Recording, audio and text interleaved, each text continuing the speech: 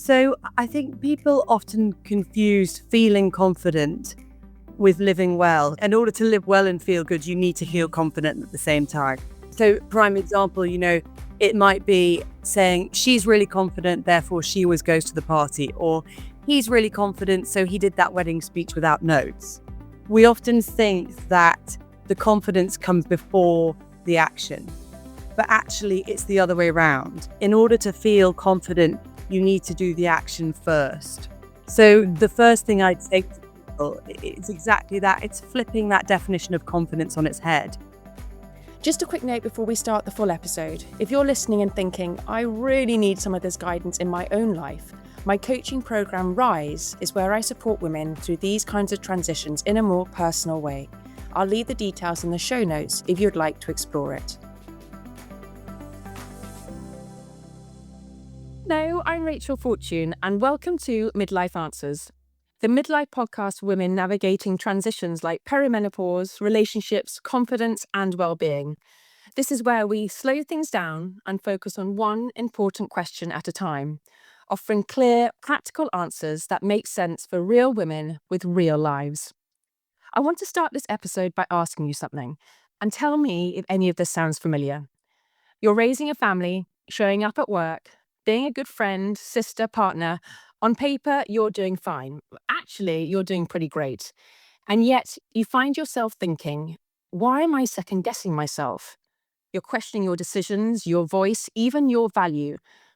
If that resonates, you're certainly not alone. And I'm so glad you joined us today, as today's episode is for you.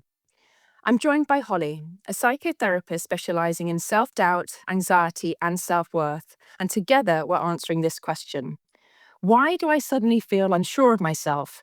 And how can I get my confidence back? Like so many women in midlife, we want to make sense of what's happening. So let's begin. Welcome, Holly, to Midlife Answers. It's really lovely to have you on the podcast today. So can we start with what are the top 2-3 reasons women in their 40s suddenly experience a dip in their confidence? I think firstly, I'd say, Rachel, it's incredibly common. I think it's reported that around 1 in 4 women experience that significant drop in confidence. And if we think about our kind of confidence or happiness on a U-shaped curve, actually in our 40s, it's reportedly at the bottom at that point. And then it comes and begins to rise again around mid-60s. So yeah, it's very much a reported common aspect of life, sadly for us. 1 in 4 of us. 1 in 4 at some point, that are going to experience that drop. And it's actually incredibly kind of understandable when you think about what are those reasons. And the 3 main reasons, I bracket them. So number 1, it's biological. So in that period, it's actually up to 10 years before you hit the menopause, you'll experience a huge amount of kind of hormone fluctuations. So that's decline in your estrogen, progesterone, testosterone. So on the one hand, it's that fluctuation in the hormones. So we're experiencing that. It's also, when I say biological, it's the physical change. You notice your body's different. You notice it takes more time to change your body, or the way in which you just experience your body and the way it looks and feels. So that's the kind of biological contribution that can often be a big one. And then also psychological. But for me, I've now got a kind of red tag on my phone because I lose it so much. We slow down. We forget things. Some people, I speak to friends and they're like, oh, well, I was trying to write this message and it took me about an hour to write it. And it would normally take me 5 minutes. So it's that psychological side alongside the biological. And then finally, I think one that's often missed is the social aspect. So the way we experience ourselves in society, how that changes. People often talk about women becoming invisible in their 40s. Sadly, for the way in which we experience it, there is often some truth in that. And also that our roles, we're experiencing such a massive change in the roles we're used to. And for example, being a mother, maybe your children have left home and you're now something a little bit different to what you always known to be. Or maybe your parents are aging. So not only are you looking after children, you're also looking after elderly parents. So it's that kind of sandwich or that squeeze that we find ourselves in that often we can't do it to 100%, even though we want to. So we then question ourselves and we say, we're not good enough. You've got the biological, the social side, the psychology of it all as well. So how do these show up then? Twofold. On the one hand, we have entrenched patterns. So, for example, if we had that element of self doubt when we were young, it's become even more entrenched, even more fixed, even more autopilot. So those things that we used to worry about have now become kind of permanent features of our lives, of that second guessing. And I'd also say it's very much changed in the sense of time pressure. I think as a young adult, the question we'd ask is, can I do this? Am I capable of being able to take on this challenge? And in later life, it's, did I do it right? Who am I today? It's that massive shift from expectations to reality. And I think that gap between expectations of what we expected later life to be versus what it is often a huge contributor to that sense of unsureness, that sense of unhappiness. And alongside that, we're very much kind of told in society that we should be feeling happy and we should be feeling good and we should be feeling confident, when of course we're not, because we're all saying to each other we're not doing as well as we could. Mm. So that kind of gap there only contributes to that sense of a lack of confidence or a sense of unsureness. When I talk about the narrative that we give ourselves then, whether you hear about it in your practice or whether amongst friends, what are we saying to ourselves internally that is having such an impact on our actions externally? I often describe this because women often come to me with this question around, I'm telling myself I'm not enough, good enough. Why? I'm telling myself I'm not a good enough mother. I'm not there for my friends. So those common narratives come up a lot. It's for example, I mean, I forgot my son's swim kit today. The world has ended. So it's that you shift into that kind of threat mode, that fight or flight mode, that survival mode. And that's the problem with that is, I'd say, in survival mode, we're not looking for happiness. Instead, we're just trying to survive. So those common narratives, those kind of "I'm not good enough," I think often are born out of that sense of that flight or flight mode that we often live in at this point in life. Do you think then, Holly, because you forgetting your son's swimming stuff today, they're not the end of the world, but why do they knock our confidence so much? And are we living in a heightened sense of stress, do you think, in this day and age? Do you think we're putting so much pressure on ourselves to do everything to a certain standard that even something as simple as forgetting the swimming kit, Well, it really kind of affects us mentally? yeah. I think absolutely. And I think also we live in a society which very much pathologizes what would be typically a normal response to an everyday event, like forgetting your son's swim kit, into, you have stress, or maybe you could have depression. So typical everyday responses are, like you say, heightened, escalated, when actually it's really a very normal part of life. And how I try and look at it is, how do I kind of allow that panic almost to be there alongside me, rather than me look at it as, oh my God, I'm now in panic mode and I'm then not going to be able to do something else. I can still live life well alongside that kind of shock or upset from something that happened in a day. Well, let's talk about that, Holly, because we want to give positive actions about moving forward. So, what we're feeling and how we're reacting is very normal, which I think is so important for us to get that out there to those listening. But for those people who feel that their confidence is lost, what does rebuilding it actually look like at this stage of life? What is helpful? And also, what is, importantly, what's not helpful when it comes to rebuilding our confidence? So I think people often confuse feeling confident with living well. In order to live well and feel good, you need to feel confident at the same time. Yeah. So prime example, it might be saying she's really confident, therefore she always goes to the party, or he's really confident, so he did that wedding speech without notes. We often think that the confidence comes before the action. But actually, it's the other way around. In order to feel confident, you need to do the action first. Oh, So the first thing I'd say to people is exactly that. It's flipping that definition of confidence on its head. And it's being willing and being open to doing the thing first in order to get the feeling afterwards. So in terms of that, that could be a really, just to give you a kind of small thing you could do today, is maybe think about something that you've been putting off. And that could be sending a text message to somebody, or doing that thing that you really wanted to do, but you haven't quite done. And I would say notice that and lean into it and try and take that on. It doesn't need to be a big thing. It could just be a text message. It could just be reaching out to that person, but committing to doing that and then seeing how you feel after and doing that check-in. Because it really is about, you can still do the things you want to do. Maybe when you don't feel 100%, you can still live the life you want to live. that is fascinating. So confidence doesn't come from having it at the get-go. Someone is not necessarily a confident person to begin with.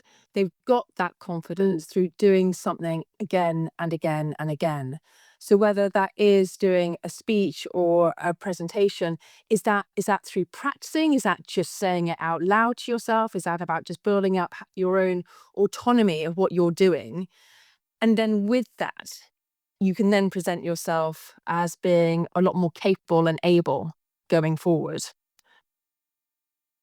Exactly. And I say that idea of kind of doing a speech or whatever it is, it really can be anything that you want to show up in your life in a different way. So if you think about, Rachel, what you really value in your life, that might be family, that might be exercise, it might be your relationship with your partner. Those are all aspects of life you can do things in that little bit differently. You can make Yeah. those micro shifts to enable yourself to get that growth in confidence, that self assurance. And it's just about stepping back and maybe taking a look and thinking, when you scan your brain at the end of the evening, what comes up for you as being that thing that really excited you the most in that day? Where was life at its most lifey? I kind of like to describe it as. And then saying, okay, well, what can I do that 1% differently to make myself show up in the way I want to show up? And then just making that commitment at the beginning of the week. It doesn't have to be big, as I say, but Yeah. allowing yourself that small shift in order to change the way in which you're feeling.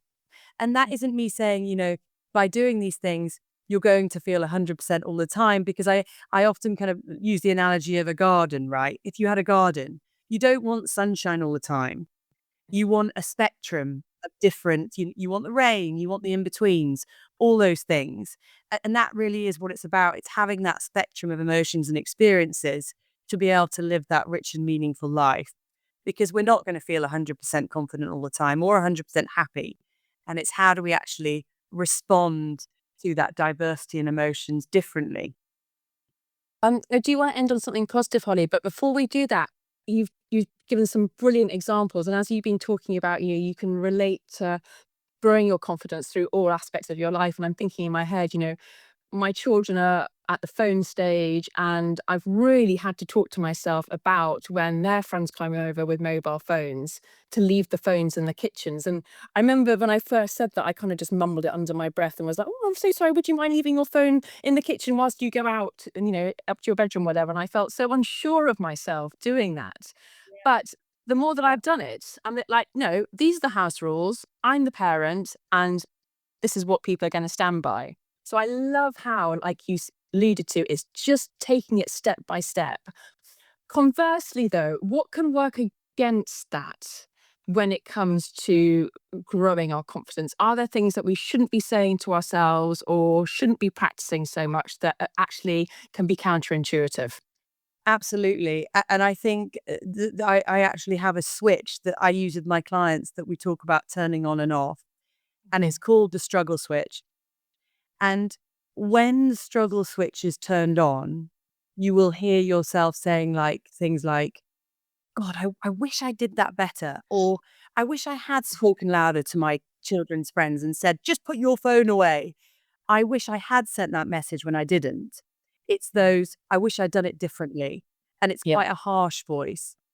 But when the struggle switch, when we actively say, I'm going to turn that switch off and I'm going to say, okay, maybe I didn't.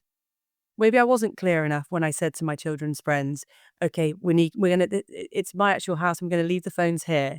But next time I can be. Or maybe I didn't send the text message today, but tomorrow I can. It's that sense of compassion, Yeah. that sense of allowing space for maybe we're not going to be 100% all of the time. And that's when your struggle switches off.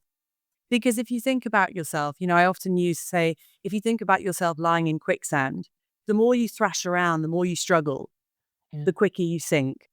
Whereas if you're able to stay still, lie flat, allow it to happen, that's when you float. So I think turning that struggle switch off is one of the biggest things you can do to maybe allow that peace of mind. It's just being kind, isn't it? Just be kind to yourself, because we're learning day to day, particularly when it comes to raising children or starting a new job or whatever that role might be. We're not there to know it all at the beginning. So it's just being kind. Can we finish up, Holly, now, though? I think you've alluded to, obviously, previously about taking small steps, but just to end on a really positive note, for people listening who are questioning their self-worth, what is the one simple, realistic shift someone can do this week or today to give themselves a more positive mindset about their confidence? When you feel unsure, it's kind of like you plan for rain. So maybe you don't go and do those things you want to do. What I'm saying is plan for sunshine today, go out there and do the things you want to do, live life the way you want to live it, regardless of the way you're feeling. That is such positive words to finish on. Thank you so much. I know, Holly, you have so much information to share on this. And obviously, when you speak to your clients one-on-one, you go into a lot more detail. So I will put your details in the show notes so that people can contact you directly. But thank you so much for your time today. Brilliant. Thank you, Rachel. Can I just say before we finish, I can totally relate to the confidence side of perimenopause. I forget my words so often now that I genuinely feel like what I'm trying to say comes out a bit mumbled and incoherent, and it does make you start to doubt yourself. You begin to question whether you're making sense, whether you're adding anything interesting or useful to conversations, and that can really chip away at your confidence over time.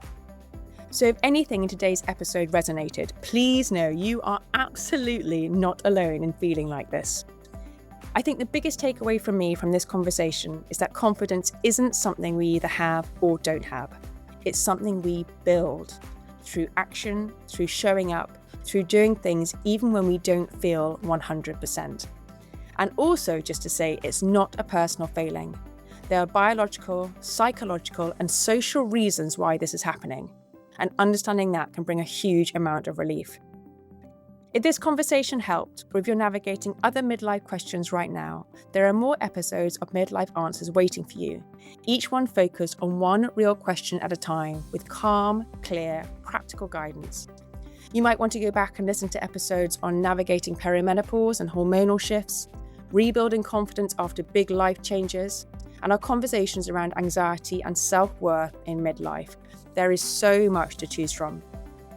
I love hearing from you, so if you've got a midlife question you'd love us to cover in a future bite-sized episode, send it to me on Instagram at Midlife Answers or through the link in the show notes. I can bring in experts to answer them clearly, practically, and compassionately so you're not left guessing or stressing alone. On the next episode, we're diving into something I know so many of us struggle with. How do I stop caring what other people think? Because that voice in our head, the people-pleasing, the overthinking, the worrying about judgment, it can be exhausting. So we're going to unpack that and give you some really practical ways to feel a bit more free. Thank you so much for listening. Thank you again to Holly. And if you know someone who might need this episode, please do share it with them. It really does help these conversations reach the women who need them most. Midlife can feel confusing and at times quite isolating, but you don't have to figure it out alone. This space is here for you.